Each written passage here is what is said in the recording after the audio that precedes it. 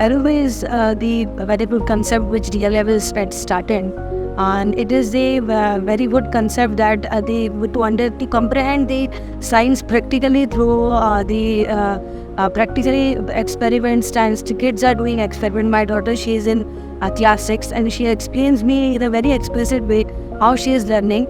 So it's a very good concept which the DL levels are. Anything, Professor? I think it's a clear differentiation between practically and through books.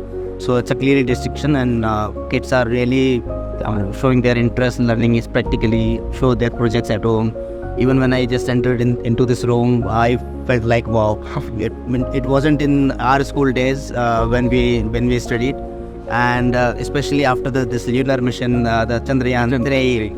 It's make me feel that it's a really great lab, and student must learn all these activities. So he is also learning a lot of things, and he is very much having an interest, because a lot of practical things they are doing on hands-on training. Yeah. So that is creating interest in them, and that is also making them concentration in. But their concentration is built up. Yeah. In all the subjects as well. During classes also they are feeling more concentrated, more interested.